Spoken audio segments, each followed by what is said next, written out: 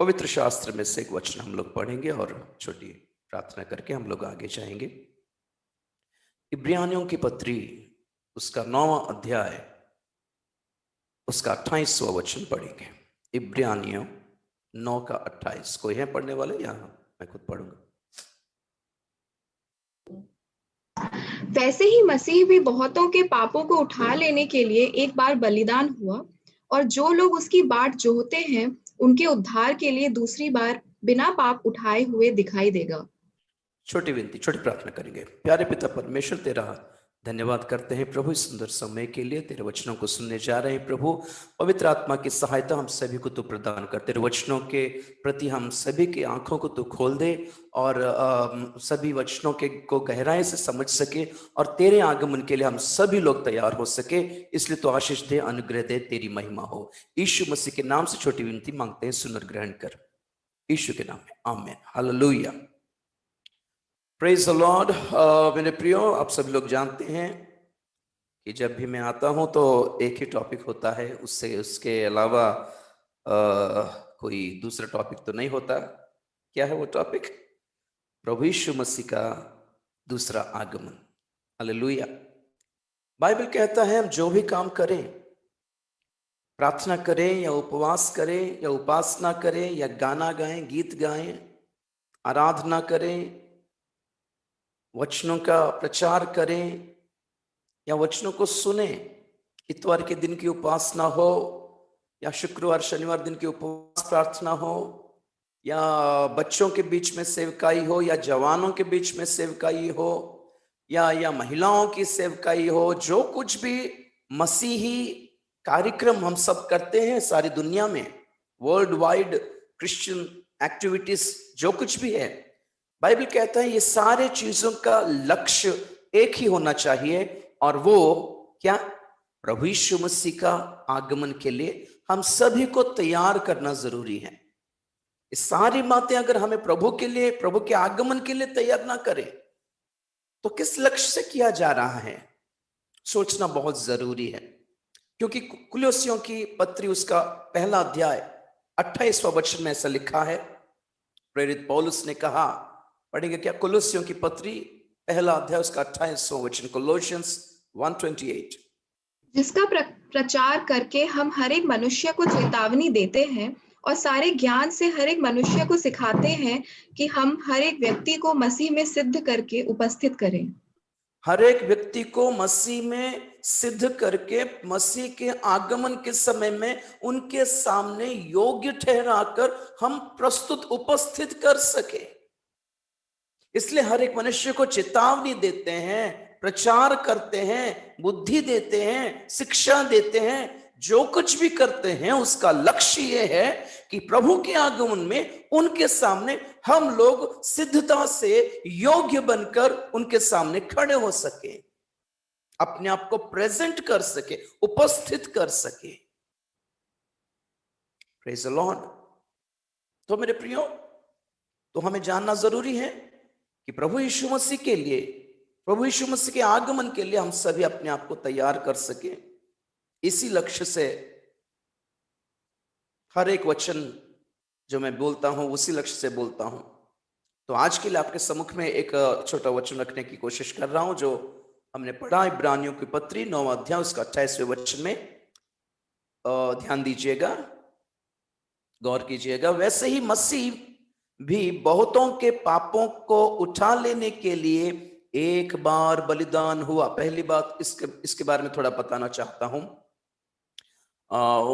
दूसरी बात है, और जो लोग उसकी प्रतीक्षा करते हैं उनके उद्धार के लिए दूसरी बार बिना पाप के दिखाई देगा, प्रत्यक्ष होगा, उपस्थित होगा।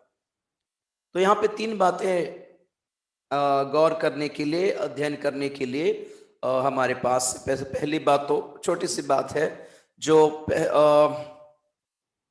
पिछली बार जब प्रभु यीशु मसीह आए थे पापों के बलिदान के लिए आए थे, लेकिन बाइबल कहता है दूसरी बार जब आएंगे वो पापों के बलिदान के लिए नहीं आएंगे, किसी को माफी देने के लिए नहीं आएंगे, किसी को बचाने के लिए नहीं आएंगे, ओके, किसी के पापों के उद्धार के लिए नहीं आएंगे। पापों के बलिदान सिर्फ एक बार आए थे, ये मत सोचिएगा कि फिर से आप जब यीशु मसीह प्रकट होंगे तो उनके पैर पकड़ के हम माफी मांग लेंगे तो वो छोड़ देंगे, वो माफ कर देंगे। चलो बच्चा, मैं तो माफी देने वाला परमेश्वर हूं, तो पहले जैसे आया था मैं अभी माफी दूंगा। दूसरी बार जब प्रभु यीशु मसीह उपस्थित होंगे, पहली बार की तरह उनके चेहरे पे दया या को क्या बोलते हैं, मर्सी, दया, माफी, ओके, पापियों के लिए प्यार, ये सब देखने के लिए अपने आप को तैयार मत कीजिएगा। दूसरी बार जब आएंगे वो सिर्फ न्याय के लिए आएंगे। इसलिए लिखा है कि मसीह बहुतों के पापों को उठा लेने के लिए सिर्फ एक बार बलिदान हुआ, दूसरी बार भी बलिदान होगा क्या? मसीही लोग जब हमने मसीह को पाने से पहले, उद्धार पाने से पहले जितने भी पाप किए, उन सभी पापों को प्रभु यीशु मसीह ने अपने बलिदान के द्वारा हम सभी को उद्धार किया, माफ किया, बचाया, छुड़ाया। हम लोग मसीह हो गए। तो जब मसीह को पाने के बाद हम जितने भी पाप करेंगे, तो जब वो दूसरी बार प्रकट होगा, इस बार क्या कहेगा? इस बार अरे बच्चे तुमने फिर से पाप किया, ठीक है मैं फिर से जाके बलिदान होऊंगा, बोलेंगे क्या? पापों की बलिदान सिर्फ एक ही बार की है उन्होंने, एक ही बार करेगा बस, दूसरी बार नहीं है। तो दूसरी बात हमें जो ध्यान देने की जरूरत है वो है, आज जो हम लोग मनन करने जा रहे हैं, अध्ययन करने जा रहे हैं, वो पॉइंट है, जो लोग उसकी प्रतीक्षा करते हैं उनके लिए दूसरी बार प्रकट होंगे। Praise the Lord. तो आज का टॉपिक आपके सम्मुख में रखना चाहता हूं कि प्रभु दूसरी बार किन लोगों के लिए आने वाला है, किसके लिए आने वाला है, कैसे लोगों के लिए आने वाले हैं? सभी के लिए, सारे संसार के, दुनिया के लोगों के लिए नहीं आने वाले दूसरी बार। यहां तो कम से कम सभी मसीहों के लिए नहीं आने वाले। अच्छी तरह यहां पे लिखा है, जो लोग उनकी प्रतीक्षा करते हैं उनके लिए आने वाला है। तो प्रतीक्षा के बारे में मैं थोड़ा लंबा बोलने से पहले आपको बताना चाहता हूं, जो लोग उनकी प्रतीक्षा करते हैं उनके उद्धार के लिए दूसरी बार बिना पाप के प्रकट होगा।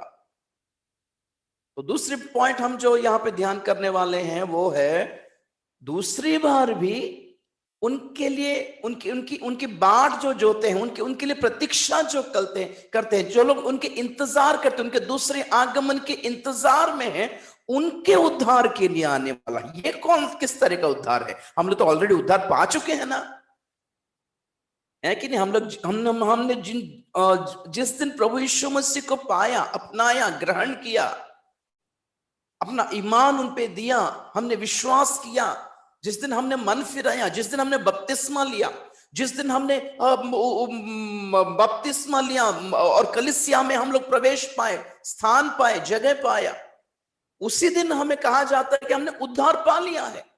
लेकिन यहां पे लिखा है कि दूसरी बार भी प्रभु अपने लोगों के उद्धार के लिए आने वाला है। ये कौन सा, किस तरह का उद्धार है? इस बात से हमें यह सच्चाई का पता चलता है कि मसीह लोग जो उद्धार पाना है वो दो किस्म के उद्धार हैं। एक तो जब हमने पापों से मन फिराया तब हमने हमारी आत्मा में उद्धार पाया, हमारी आत्मा उद्धार प्राप्त कर चुकी है, छुटकारा प्राप्त कर चुकी है, पापों से मुक्ति पा चुकी है, शैतान के बंधनों से, अधिकार से छुटकारा पा चुका है, हमारी आत्मा ने छुटकारा पाया है। इसलिए मसीह लोग जब मरते हैं तो वो, उनकी आत्मा सीधा स्वर्ग पहुंचते हैं, पैराडाइज पहुंचती है, परदेश पहुंचती है। लेकिन जिस दिन हमने उद्धार पाया, प्रभु यीशु मसीह को ग्रहण किया, उस दिन आत्मा उद्धार पाया, बस हमारा शरीर अभी तक उद्धार नहीं पाया, इसलिए हम लोग कपड़े पहनते हैं आज। ध्यान दीजिए मेरी बात, गौर कीजिए। मसीह जो लोग उद्धार पा रहे हैं, उनका उद्धार दो किस्म का उद्धार पाना है। पहला, पापों से उद्धार पाते हैं, और हम लोग हमारी आत्मा में उद्धार पाते हैं जिस दिन बपतिस्मा लेते हैं। हम सच्चे बपतिस्मा जब लेते हैं, ठीक ठाक बपतिस्मा जब लेते हैं, ठीक ठाक दासों के द्वारा जब बपतिस्मा लेते हैं, और एक वचन के अनुसार, वचन के आधार पर संगठित किए गए कलीसिया में जब हम लोग प्रवेश पाते हैं, एक कंफर्म है कि हम लोगों ने उद्धार पा लिया है। प्रभु यीशु मसीह के द्वारा हमारी आत्मा को उद्धार, छुटकारा मिल चुका है। इसलिए मसीह लोग जब भी मरते हैं, जैसे भी मरते हैं मेरे प्रियो, ओके, डरने की बात नहीं है। या कैंसर में मरे या कोरोना से मरे, क्या फर्क पड़ता है? इससे मौत से क्यों डरते हैं? मसीह को पाना ही मौत है, पता है आपको? जब हम लोग मसीह को पाते हैं, उसका मतलब है हम लोग संसार के लिए मर चुके हैं कब का। अभी नया नया मौत से क्या डरना? जब भी मरे, अभी मरे या 50 साल के बाद मरे, या कैंसर से मरे या कोरोना से मरे, 20 साल में मरे या 80 साल में मरे, एक ही बात है, हम लोग इस धरती को छोड़कर परमेश्वर के राज में जा पहुंच रहे हैं। उसी के लिए हमने टिकट बुक किया। उद्धार का मतलब क्या है? बपतिस्मा लेके हम लोग उद्धार पाने का मतलब क्या है? हम लोग इस धरती के नहीं हैं। Praise the Lord. वो बातें हम आगे आगे सुनने की कोशिश करेंगे। तो पहला उद्धार है आत्मा में उद्धार, और दूसरा उद्धार है हमारी शरीर का उद्धार। जिस दिन प्रभु यीशु मसीह का दूसरा आगमन होगा, उस दिन प्रभु हमारे शरीर को महिमा में बदल देंगे, गौरव में बदल देंगे। Praise the Lord, hallelujah. एक अक्षय शरीर हमें दिया जाएगा। उस दिन हमें इस कपड़ों की जरूरत नहीं होगी। तो समझ पाए ना, पहला उद्धार है आत्मा का उद्धार। जब हमने प्रभु यीशु मसीह को पहली बार ग्रहण किया और उन पर विश्वास किया, तब हमारी आत्मा ने उद्धार पाया। इसलिए मसीह लोग जब मरते हैं तो स्वर्ग जाते हैं, लेकिन शरीर को छोड़ के जाना पड़ता है। शरीर के लिए अभी एंट्री नहीं है, शरीर के लिए अभी प्रवेश निषेध है स्वर्ग राज्य में। तो शरीर अगर स्वर्ग जाना है तो शरीर को भी बदलना पड़ेगा, शरीर को भी महिमा का धारण करना पड़ेगा। तो वो बात कब होगी? प्रभु यीशु मसीह के दूसरे आगमन के टाइम में होगा।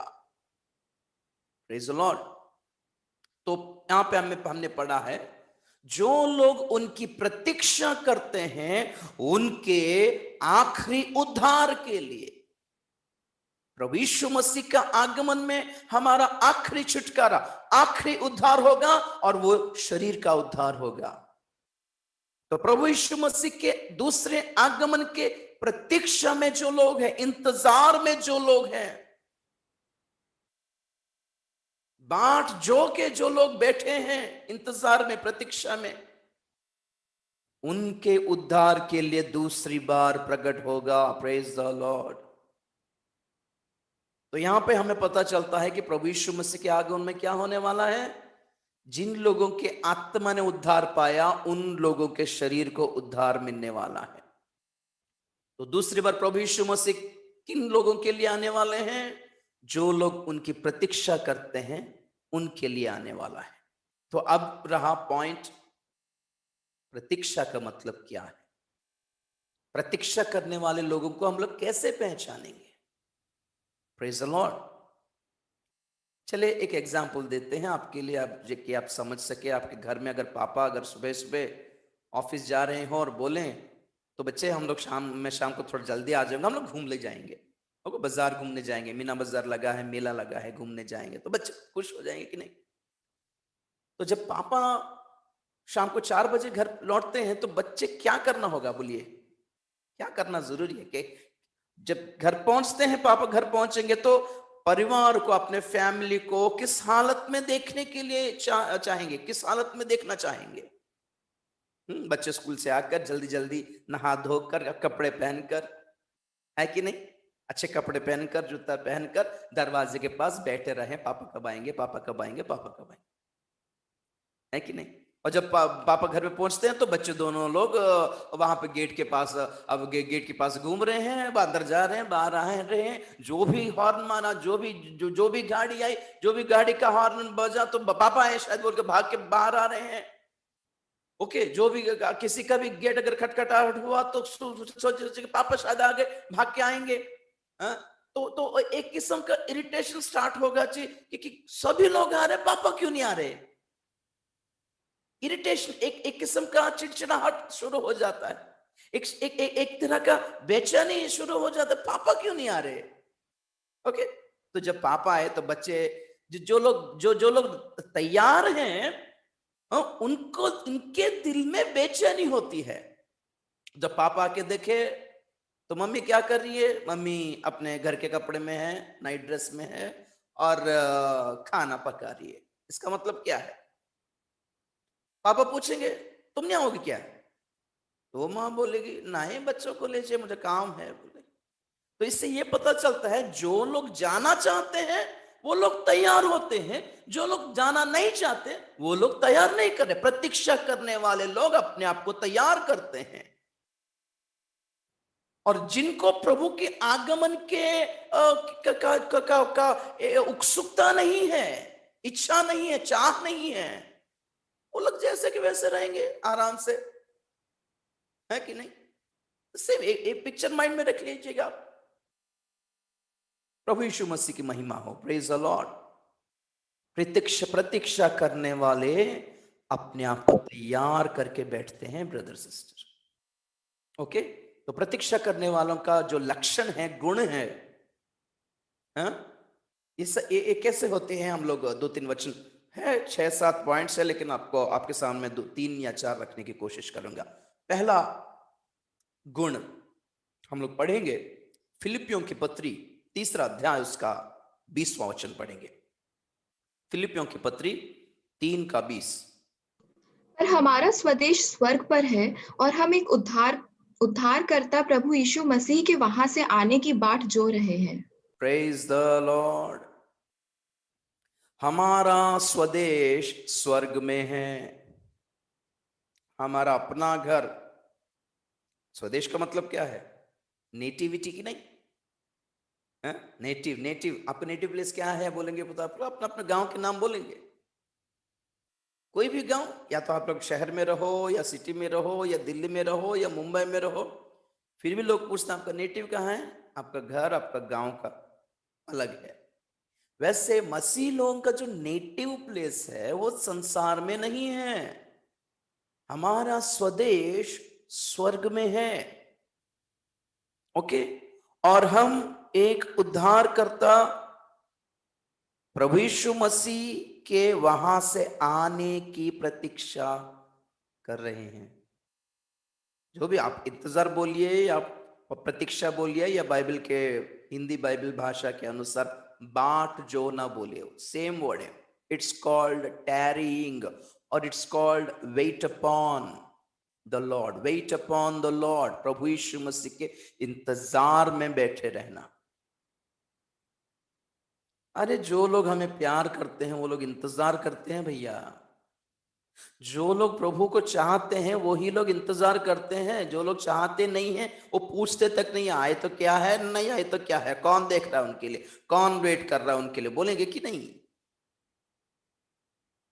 एक बेचैनी सी होनी चाहिए कि नहीं मसीह की जिंदगी में।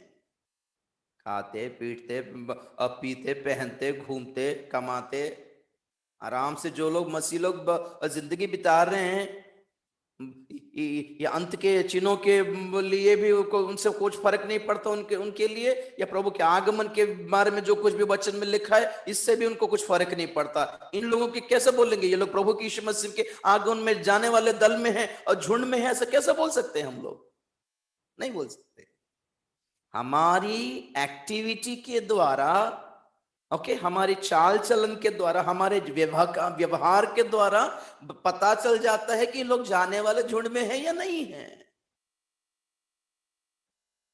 Praise the Lord. तो पहला गुण, पहला लक्षण क्या बोलते हैं, पहली काबिलियत बोलो, प्रेज द लॉर्ड।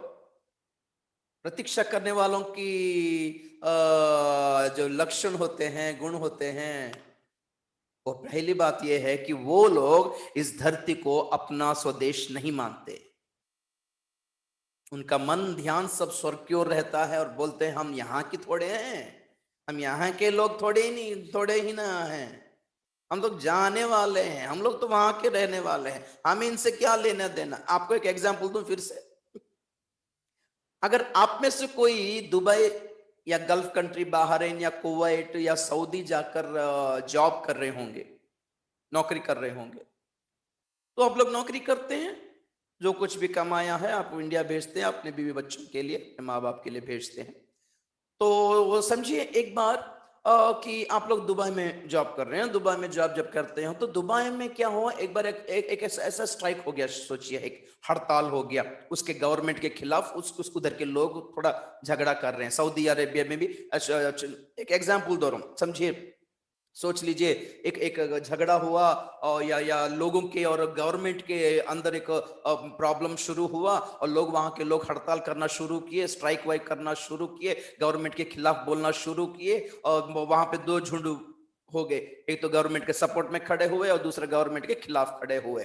और आप लोग वहां पे इंडिया से गए हो नौकरी करने के लिए, आप बोलिए वहां पे गवर्नमेंट के सपोर्ट में और गवर्नमेंट के खिलाफ में जो दो झुंड हैं, आप किस झुंड में रहोगे? आप उधर के लोगों के झुंड में क्यों रहोगे भैया? आप वहां के थोड़ी ना हो। आप अपना काम करोगे, अगर स्ट्राइक है, छुट्टी है तो घर में बैठे रहोगे। आप थोड़े ना जाकर हड़ताल के टाइम में वो प्लकार्ड पकड़ के हम इस गवर्नमेंट के सपोर्ट में हैं या उस दल के सपोर्ट में, वहां पर जाके थोड़ी ना लड़ोगे आप जाकर। वहां के लोग अपने हक के लिए लड़ रहे हैं, आप लोग जाकर घुस के अगर हम भी लड़ रहे हैं हक के लिए अगर बोलोगे तो वहां के लोग क्या करेंगे? तू कहां कह रहे हैं, क्या कर रहा है, तुझे क्या कहां क्या यहाँ का क्या काम है, कहां से आया तू, जा, बोलेंगे कि नहीं? दोनों झुंड वाला डांटेंगे आपको। तो है कौन यहाँ पर? हम तो अपने हक के लिए लड़ रहे हैं, तू क्या कर रहा है बीच में, जा जा जा, बोलेंगे कि नहीं? इसी तरीके से हमें इस दुनिया के हड़ताल के बीच में हम क्यों घुस रहे? हम यहां के थोड़ी ना हैं। हाँ, हमें प्रार्थना करना चाहिए लोगों को उद्धार के लिए और गरीबों के पक्ष में न्याय हो प्रभु, क्योंकि दीन दुखी लोग हैं प्रभु। इस सरकार को या राजनीतिक नेताओं के दिल में थोड़ा दया दे, इन लोगों के प्रति थोड़ा दया से व्यवहार करें। दीन दुखी लोग बहुत मर रहे हैं, सब दिन हर दिन मर रहे हैं, प्रभु दया कर। इस तरह का प्रार्थना करना ठीक है, लोगों का उद्धार के लिए प्रार्थना करना ठीक है। सांसारिक चीजों में हमें पार्टिसिपेट नहीं करना, मेरा पॉइंट ये है। करे या ना करे दूसरी बात है, वो तो छोड़ दीजिए, अपना अपना हिसाब होता है, अपना अपना माइंड सेट होता है ना सबका, छोड़िए। लेकिन बाइबल जो कहता है, बाइबल कहता है मसीही लोग, जो लोग प्रभु के आगमन में जाने के लिए प्रतीक्षा, उनके आगमन की प्रतीक्षा कर रहे हैं, वे लोग अपने आप को सांसारिक नहीं समझते। हम लोग धरती के संसार के नहीं हैं, किसी भी झुंड के पक्ष में खड़ा होना नहीं है हमें, किसी भी हक के लिए लड़ना भी नहीं है हमें। अगर कुछ करना है संसार में तो सिर्फ प्रार्थना करना है संसार के लिए कि लोग उद्धार पाएं, आने वाले विनाश से बचें, परमेश्वर के आने वाले न्याय से बचें, परमेश्वर के क्रोध के काल से बचें, सुसमाचार ग्रहण करें, कलीसिया में प्रवेश पाएं, आगमन के लिए तैयार हो जाएं। जीना है तो खाना है, खाना है तो कमाना है, कमाना है तो काम करना है, काम करना है तो पढ़ाई करना है, बस। कमाने के लिए नहीं जी रहे, खाने के लिए नहीं जी रहे हम लोग, पढ़ने के लिए नहीं जी रहे हम लोग, प्रभु के लिए जी रहे हैं, अपने आप को प्रभु के आगमन के लिए तैयार करने के लिए जी रहे हैं। जिन लोगों ने उद्धार पाया है वो लोग दूसरे के, चार लोगों के उद्धार के लिए कुछ प्रयास कर सके, कुछ काम कर सके, प्रभु के पक्ष में रहकर, प्रभु के दासों के पक्ष में रहकर कुछ कर सके। इसलिए जीने का मकसद तो प्रभु के लिए है। तो क्योंकि जीना है तो खाना पड़ेगा कि नहीं? तो खाना है तो भीख मांग के थोड़ी ना खाएंगे, खुद काम करेंगे। तो खुद काम करना है तो कोई तो काम देना है ना, बिना पढ़ाई के कौन काम देगा? इसलिए नौकरी या व्यवसाय या व्यापार करें, जो भी करे, पढ़ाई करना जरूरी है। ओके, संसार के लिए, खाना पीने के लिए, नौकरी करने के लिए, धन दौलत कमाने के लिए, मौज मस्ती करने के लिए हम लोग कमा नहीं रहे, जी नहीं रहे। यहाँ पे मसीह लोगों का माइंडसेट अलग होता है। वो लोग हर बार जो कुछ भी हो संसार में एक ही बात करते हैं, प्रभु जल्दी आ जा, हमें जाना है, हम तो यहाँ थोड़ी ना रहेंगे। चलो अगर अगर आप लोग वहां पे दुबई में, सऊदी में, कुवैत में जॉब कर रहे हैं, नौकरी कर रहे हैं, और वहां पे कुछ हड़ताल हुआ और वहां पे थोड़ा कोई टेंशन शुरू हो गया, तो आपके बीवी बच्चे यहाँ से इंडिया से फोन करते वक्त क्या बोलेंगे? बोलिए, आप बोलिए, क्या बोलेंगे? आप भी जाके लड़ो बोलेंगे क्या? सच में बोलिए, आप भी जाके लड़ते क्यों नहीं हो? जाके लड़ो, नहीं बोलेंगे? क्या बोलेंगे? सुनो जी, जितना जल्दी हो सके आ जाओ बोलेंगे, है कि नहीं? है कि नहीं? जितना जल्दी हो सके घर आ जाओ, जो कुछ भी है थोड़ा कूली वूली काम करके हम लोग जी लेंगे, खा लेंगे। बीवी कहेगी मैं आपको तंग नहीं करूंगी, साड़ियों के लिए, जेवरों के लिए, गहनों के लिए, तो आप आ जाइए, आप सुरक्षित आ जाइए, बस और कुछ नहीं चाहिए, इतना तो कहेंगे कि नहीं? Praise the Lord. इंडिया में जो बीवी है अपने पति के आगमन के लिए, आने के लिए इंतजार करती है, लेकिन अपने आप को दुल्हन कलीसिया कहने वाले मसीही लोग प्रभु यीशु मसीह के आगमन के लिए प्रतीक्षा तक नहीं, बेचैनी तक नहीं है, जल्दी आ जाइए प्रभु बोल के, जल्दी आके हमें ले जाओ बोलने वाला, प्रार्थना भी करना छोड़ दिए हैं। मतलब देखो, सोच लीजिए आप लोग। तो पहली बात, प्रतीक्षा करने वाले लोग अपने आप को सांसारिक नहीं मानते। वो लोग मानते हैं कि हमारा घर द्वार यहां नहीं है, हमें जाना है, हम यहां थोड़ी ना रहने वाले हैं हमेशा के लिए। Praise the Lord. दूसरी बात देखेंगे, लूका की सुसमाचार 8वां अध्याय 40वां वचन पढ़ेंगे। लूका की सुसमाचार 8वां अध्याय 40 वचन।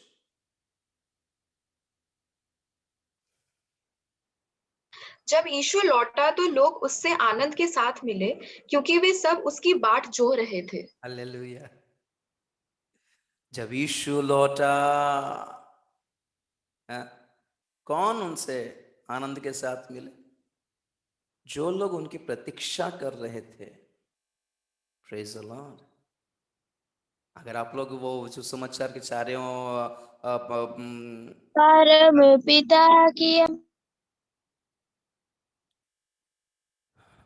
प्रेज द लॉर्ड, अगर आप लोग पढ़े होंगे तो वहां पे आप देखेंगे कि प्रभु यीशु मसीह के लिए लोग सुबह सुबह, भोर सुबह अंधेरे में उठकर जाकर बैठते थे। प्रभु जहां जहां खड़े होकर प्रचार करते थे ना, प्रभु आने से पहले जाकर लोग वहां पे इंतजार करते थे, प्रभु आने के बाद जो होते थे प्रतीक्षा करते थे, प्रभु कब आएंगे, प्रभु कब आएंगे, प्रभु कब बताएंगे, प्रभु कब वचन सुनाएंगे, उनको देखना चाहते हैं। लोगों का दिल में जो प्यार है ना, उन्हें सोने नहीं देता, घर में खाने नहीं देता, घर में वो लोग जितना भी काम धाम करें, उनको माइंड है जल्दी काम छोड़ के मैं जाना, मुझे जाना है, प्रभु को देखना, आज प्रभु से मिलना है, एक बेचैनी सी होती है। और जब प्रभु आए, वो उन लोगों ने प्रभु को कैसे किए? आनंद के साथ मिले। They were happy when they saw Jesus is coming. They were glad. उनके उनके आनंद का, उनकी खुशियों की कोई सीमा नहीं रही। खुशी से उछल पड़े, हमारे प्रभु आ गए। प्रभु के आगमन के लिए ऐसी खुशी है कि आप लोगों को नौकरी करके अगर कोई पति 5 साल बाद लौटा, बोलिए अमेरिका से, या बोला था ना दुबई से, सऊदी से, 5 साल के बाद अगर लौटा होगा तो बीवी को कैसा लगेगा? बोलिए, वो कैसे उनका रिएक्शन कैसे होगा पति को देखकर? उनके बच्चों को कैसे रिएक्शन? पापा आ गए। वो जो बच्चे लोग डोरेमोन देखते हैं, मिक्की माउस देखते रहते हैं, आइसक्रीम के लिए रोते रहते हैं, वो सब आइसक्रीम ही भूल जाएंगे, टीवी भूल जाएंगे, फोन भूल जाएंगे, कार्टून भूल जाएंगे, बस एक ही चीज दिमाग में, आज पापा आने वाले, बस एक ही बात माइंड में रहेगा। प्यार होना चाहिए प्रभु के प्रति। तीसरी बात देखेंगे, दूसरा पत्रस 3 अध्याय 11-12 वचन पढ़ेंगे। जबकि ये सब वस्तुएं इस रीति से पिघलने वाली हैं, तो तुम्हें पवित्र चाल चलन और भक्ति में कैसे मनुष्य होना चाहिए, और परमेश्वर के उस दिन की बाट किस रीति से जोहना चाहिए और उसके जल्दी आने के लिए कैसा यत्न करना चाहिए, जिसके कारण आकाश आग से पिघल जाएंगे और आकाश के गण बहुत ही तप्त होकर जल प्रेज द लॉर्ड। 10वें जाएंगे। वचन से अगर पढ़ेंगे तो बाइबल में लिखा है सारी धरती आग से विनाश होने वाले हैं, तत्व सब जलने वाले हैं, तप्त होकर जलने वाले हैं, तत्व सब पिघलने वाले हैं, संसार धरती सब विनाश होने वाले हैं। आपका 3 मोहल्ला का बिल्डिंग हो या कुतुब मीनार हो या इंडिया गेट हो, क्या फर्क पड़ता है, सब गिरने वाले हैं। किन लोगों के ऊपर सिर पे गिरेगा किसी को भी पता नहीं, सब विनाश होने वाला है। और प्रभु के लोग क्या करेंगे? भक्ति से और धार्मिकता से, अच्छे चाल चलन से, व्यवहार से प्रभु यीशु मसीह के बाट जोएंगे कि प्रभु आके हमें ले जाएगा। तो भक्ति और अच्छे चाल चलन होना जरूरी है प्रभु यीशु मसीह के आगमन के लिए, जो लोग प्रतीक्षा करते हैं उनके लिए। पवित्र चाल चलन, प्रेज लॉर्ड। तो तुम्हें पवित्र चाल चलन और भक्ति में कैसे मनुष्य होना चाहिए, कितना भक्ति और पवित्रता से रहना चाहिए, सोच लीजिए। तो जो धरती विनाश होने वाली है और जो लोग प्रभु यीशु मसीह के आगमन की बाट जोते हैं, ये बात अपना अच्छा पढ़ा, मुझे अच्छा लगा। क्या है वो? ओके, और 12वां वचन पढ़ रहा हूं। और परमेश्वर के उस दिन की प्रतीक्षा किस रीति से करना चाहिए और उसके जल्द आने के लिए कैसा यत्न करना चाहिए। इसका मतलब क्या है बोलिए? एक तो प्रतीक्षा हुई, दूसरी बात क्या है? उनके जल्द आने का यत्न मतलब क्या है?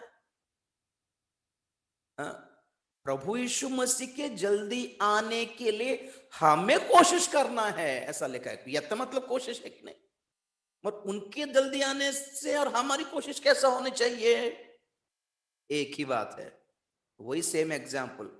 अगर वहां कोई दूसरे देश में कोई हड़ताल हो रही हो या युद्ध छिड़ा हो, जंग छिड़ा हो, तो यहाँ बीवी क्या बोलेगी? आप जल्दी आते हो कि नहीं? जल्दी आइए, आप जल्दी आइए, निकलिए वहां से, जल्दी आइए। तो कलीसिया को यह प्रार्थना करना जरूरी है कि जितना हो सके प्रभु जल्दी आ जाइए आप, और देरी मत कीजिए प्रभु। प्रतीक्षा करने वालों की प्रार्थना यह होनी चाहिए, प्रतीक्षा करने वाले पवित्रता से रहने की कोशिश करेंगे, प्रतीक्षा करने वाले भक्ति के साथ रहने की कोशिश करेंगे। ओके, चौथा पॉइंट देखेंगे 13 वचन में, वही दूसरा पत्रस 3 अध्याय 13 वचन में। पर उसकी प्रतिज्ञा के अनुसार हम एक नए आकाश और नई पृथ्वी की आस देखते हैं जिनमें धार्मिकता वास करेगी। Praise the Lord.